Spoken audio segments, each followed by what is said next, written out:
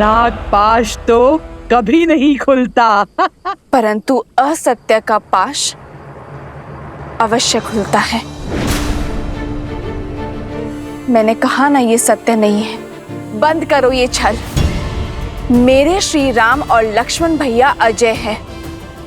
इंद्रजीत जैसा अधर्मी उनका कुछ नहीं बिगाड़ सकता। मूर्ख हो तुम। युवराज के बल का अनुमान नहीं है तुम्हें। अपनी माया से तुम्हारे राम के प्राण लीले हैं उन्होंने। मुझे ना तुम्हारे छल पर विश्वास है और ना ही तुम्हारे युवराज के बल पर।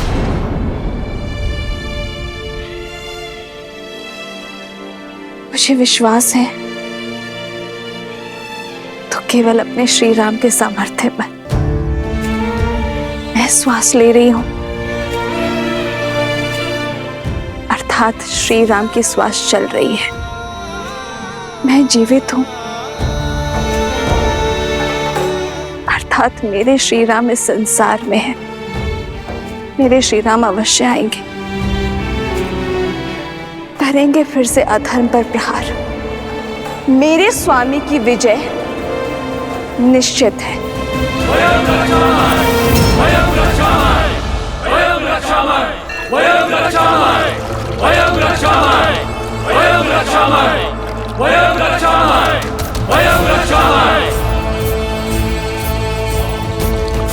ये विजय का नाद है। लंका पर सत्य का अंत हो गया है।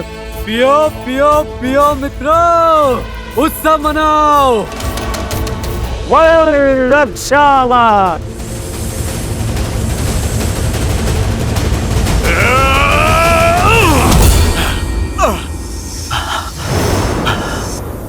असंभव।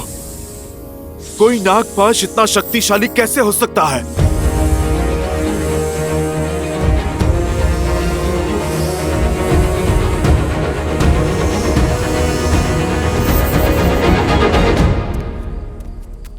युवराज है ही इतने शक्तिशाली। उनके वार से इंद्र नहीं बच पाया, तो ये साधारण वनवासी क्या है? वो वनवासी अब कभी नहीं लौटेंगे। लौटेंगे, मेरे श्री राम अवश्य लौटेंगे। धर्म की विजय के लिए, अपनी सीता के त्राण के लिए मेरे श्री राम अवश्य आएंगे। फिर चाहे स्थिति में कितनी भी विपदा क्यों ना हो।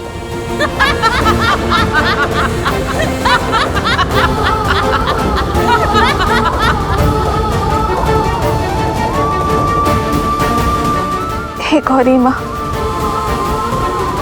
मेरे श्री राम पर दया दृष्टि बनाए रखना।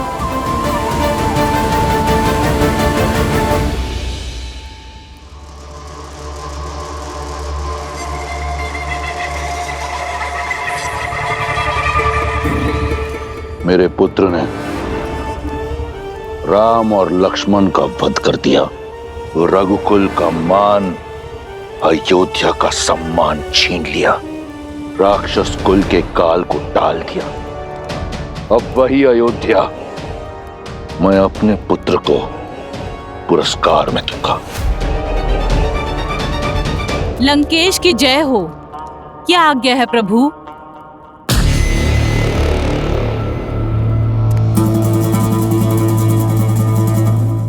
मुझे स्मरण है कि तुम सीता की मित्र हो। यही कारण है कि मैं चाहता हूं कि तुम जाओ और उसे बताओ कि वो अपने दो वनवासी राम और लक्ष्मण का शव देखने को सज हो जाए। उसे पुष्पक में लेकर जाओ और सत्य से परिचित कराओ और समझाओ कि अब रावण के अतिरिक्त कोई मार्ग उसके समक्ष रह नहीं गया। स्वयं अपने हाथों से अपने माथे पर लगे सौभाग्य का चिन्ह पोंछ दे और रावण को अपना ले। जाओ।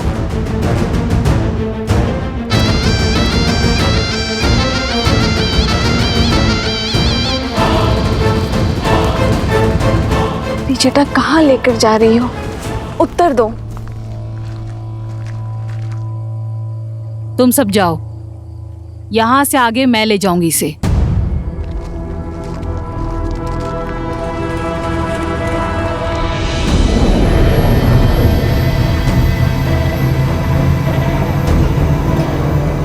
सोच क्या रही हो? आओ, महाराज का आदेश है।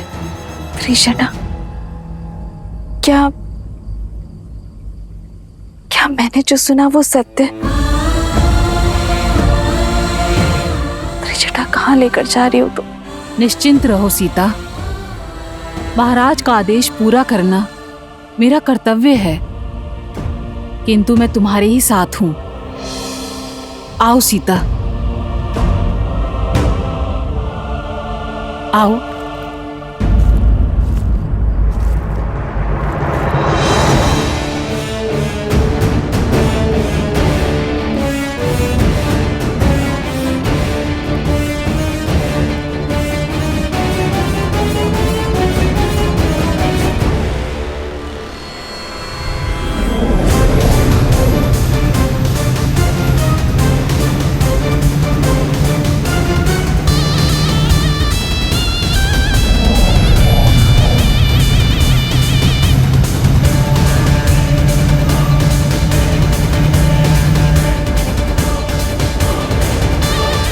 अंततः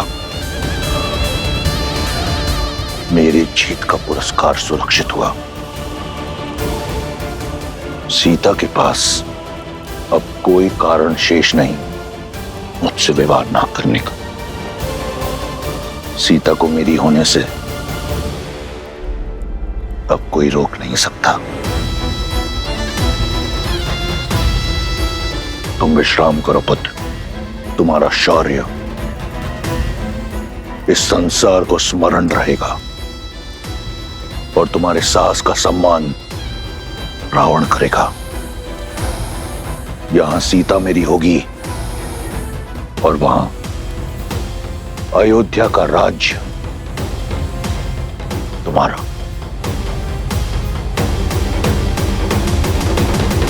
जामवंत जी, आप हम में से सबसे अधिक अनुभवी हैं। इस समस्या का कोई तो हल बताइए। ये कोई साधारण नागपाश नहीं है, इसका समाधान मैं भी नहीं जानता।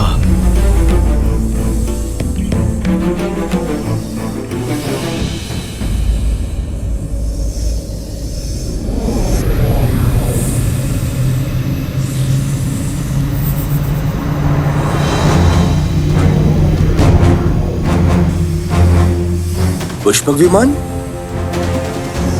पर इसमें रावण नहीं है। भगवा पहने कोई स्त्री है।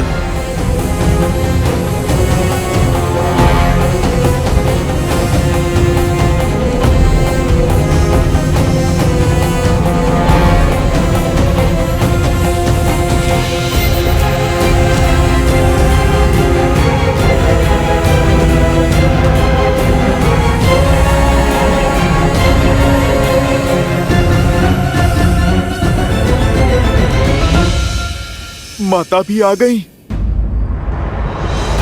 मुझे कुछ भी करके ये पाश तोड़ना होगा, नहीं तो मेरी माता अपने आप को कभी भी क्षमा नहीं कर पाएंगी।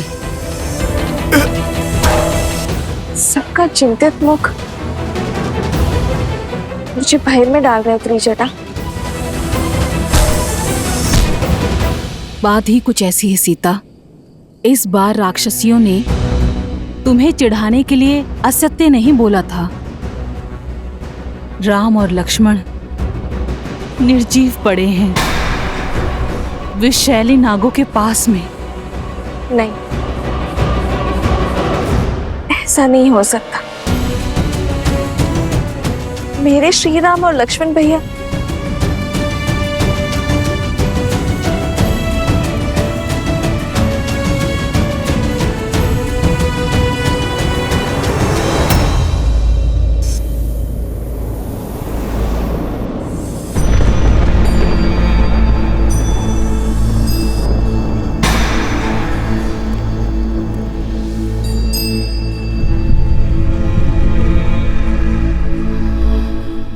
भाग्य देखो, मैं तुम्हें श्री राम की विजय की सूचना देना चाहती थी।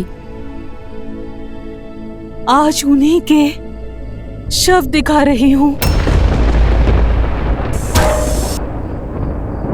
इनके प्राण नागपाश ने नहीं, मेरे लिए त्रिजटा। मेरे कारण इन्होंने अपने प्राण न्यौछावर कर दिए।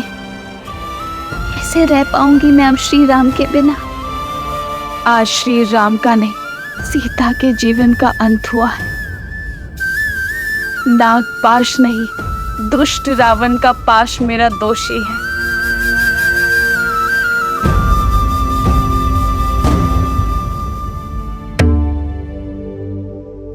आप मुस्कुरा रहे हैं महादेव?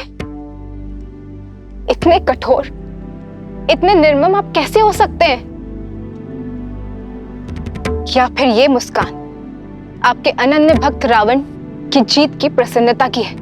देवी, क्या आपको अब भी लगता है कि मैं इस धर्म युद्ध में रावण की ओर हूं?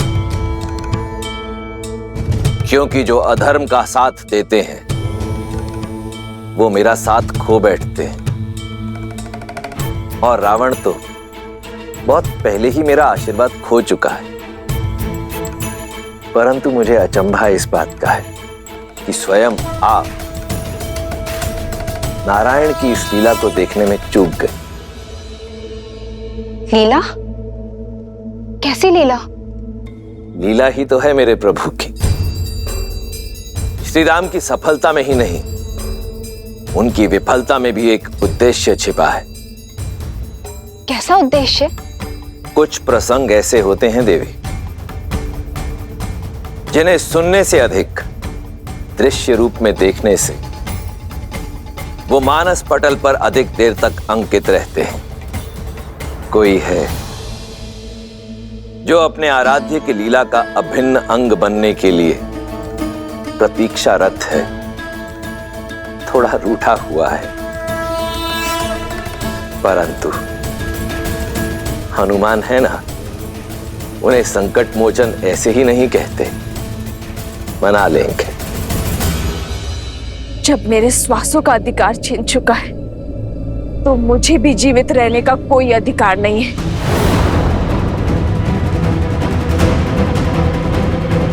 पुत्री, ऐसा मत करो।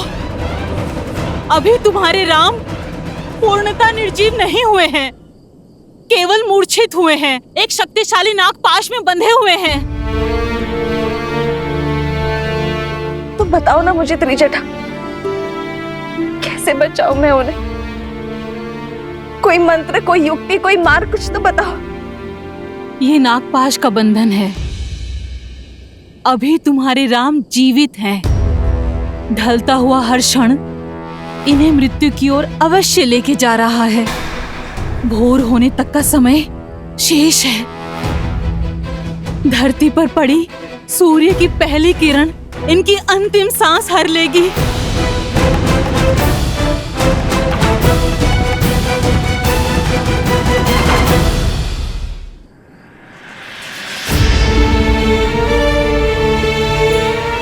पहले ये युद्ध और अब ये मृत्यु का संकट, कितना कुछ सहन करना पड़ेगा उनको।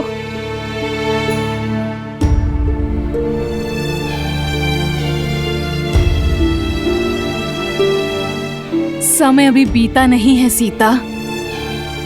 सूर्य उदय से पहले हमें इस कष्ट का निवारण खोजना होगा।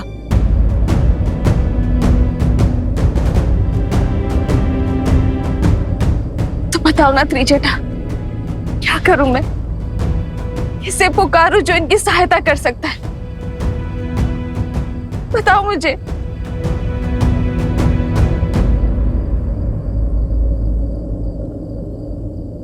हनुमान।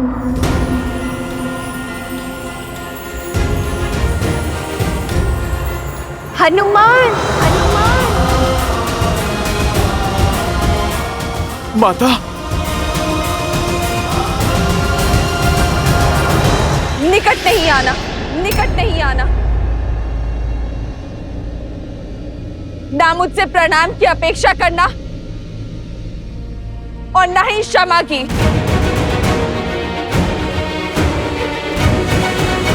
तुम्हारे आश्वासन के कारण अशोक वाटिका में निश्चित बैठी थी मैं। तुम्हारे प्रताप के कारण श्री राम और लक्ष्मण भैया की सुरक्षा को लेकर निश्चित थी मैं। तुमने मेरा विश्वास तोड़ा है हनुमान।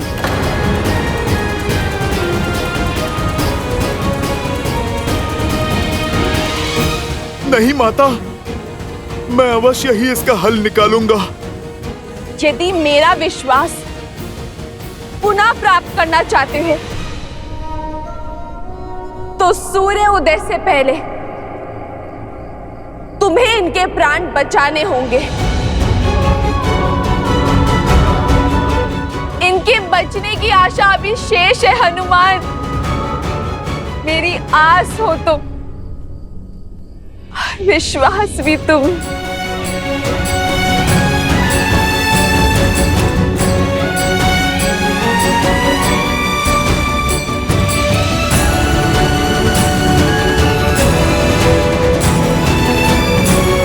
यदि सूर्योदय होने तक मेरे कानों में श्री राम की जय जयकार ना गूंजी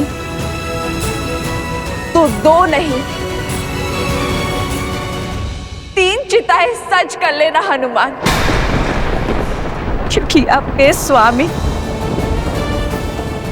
और लक्ष्मण भैया के बिना ये सीता जी का क्या करेगी हनुमान। इस तेज रूपी माला में सांसों की मोती कैसे पिरोएगी।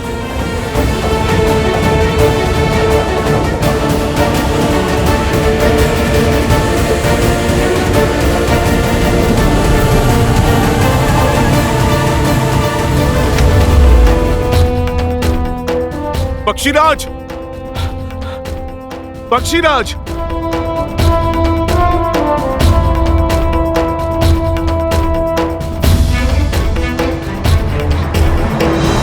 पक्षीराज गरुड़, आप चलिए। मेरे प्रभु श्री राम को आपकी आवश्यकता है। उन्हें बचाइए। पक्षीराज, आपका मौन कहीं प्रभु श्री राम के प्राण न ले ले। विनती है मेरी आपसे, आप चलकर नागपाश का श्राप भंग करें। क्यों जाऊं मैं? मेरे स्वामी भगवान नारायण ने कितना बड़ा पक्षपात किया है मुझसे। विष्णु ने पृथ्वी पर अवतार लिया, सारा वैकुंठ अपने साथ ले गए। माता लक्ष्मी माँ सीता बनी, अनंत लक्ष्मण बने। शंख चक्र ने भी भरत शत्रुघ्न के रूप में उनका प्रेम पाया। पर जिस वाहन ने सदा उन्हें ढोया, उनकी सुध न रही उन्हें। मुझे अपने साथ नहीं ले गए मेरे प्रभु। भक्त का भगवान को उपेक्षा का उल्हाना देना उचित है। गरुड़, आप सोचो, इस रोष के कारण भगवान का अहित हो जाए, ये तो अनुचित है ना। इसी बात का तो भय है।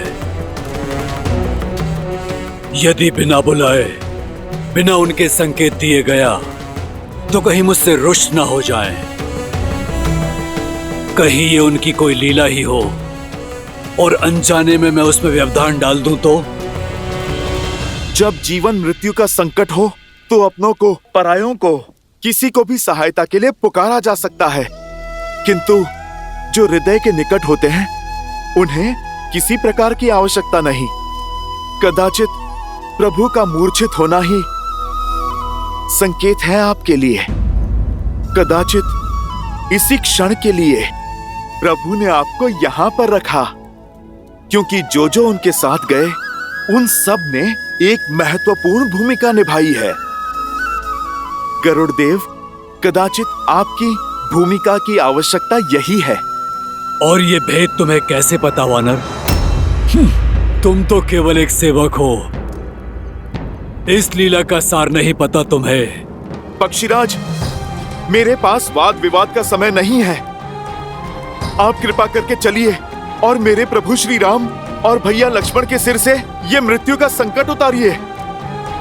आपके भांजे जटायु ने प्रभु श्री राम के लिए अपने प्राण तक दे दिए और आपको मनोहार चाहिए।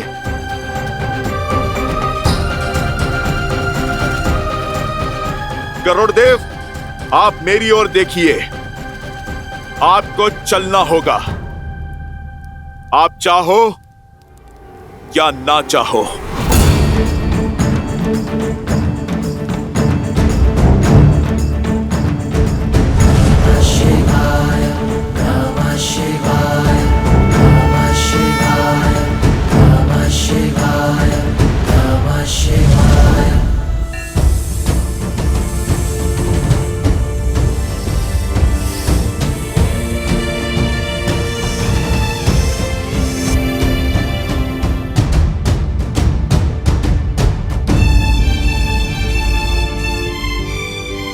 यदि भोर होने से पहले आपकी इस लंका में मैंने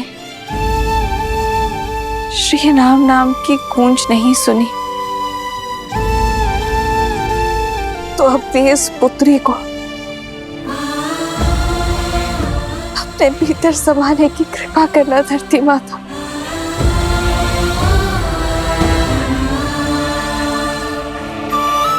और ये मेरी विनती नहीं, मेरा संकल्प है, जो मेरी जननी को सुनना ही होगा।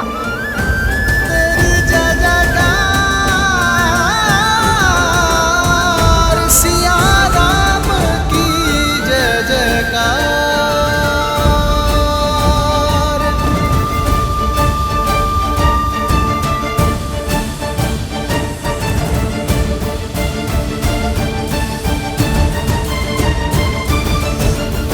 अधिक समय शेष नहीं है। कहां रह गए हनुमान? इस संकट का मोचन केवल वही कर सकते हैं।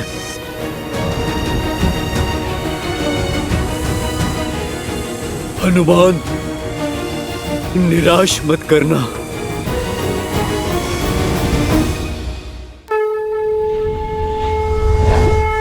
वो रहे हनुमान काका।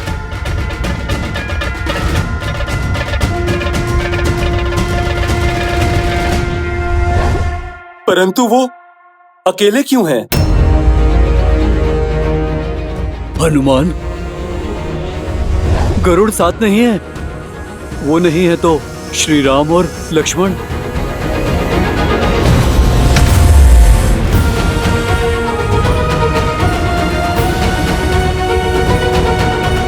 हनुमान, तुम अकेले।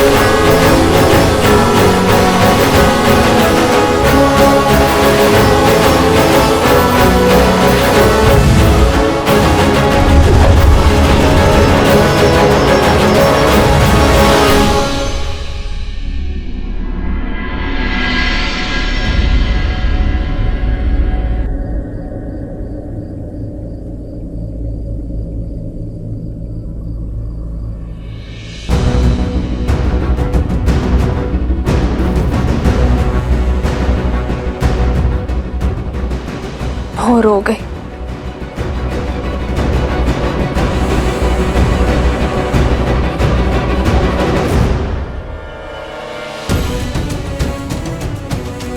मेरा अंतिम प्रणाम स्वीकार करे ये संसार।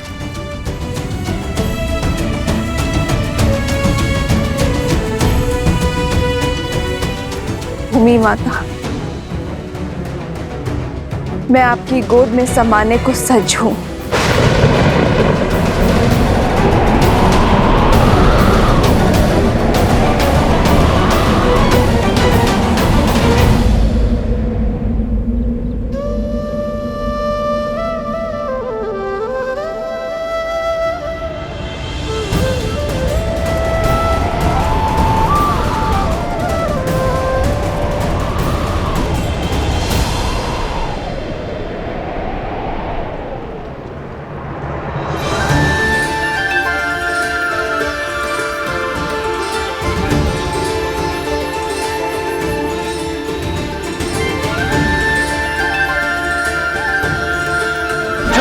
श्री राम।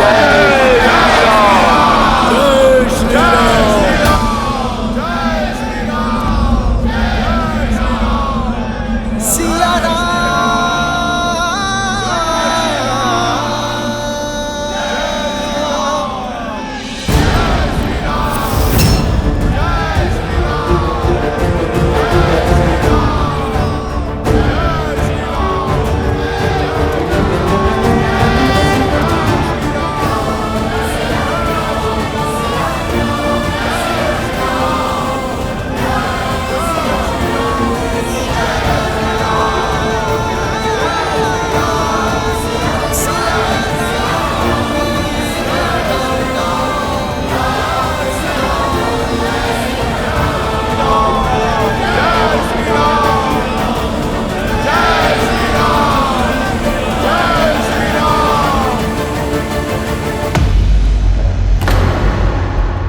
ये मूर्ख वानर किस बात का उत्सव मना रहे हैं? राम की मृत्यु के उपरांत शोक कैसे मनाया जाए भूल गए।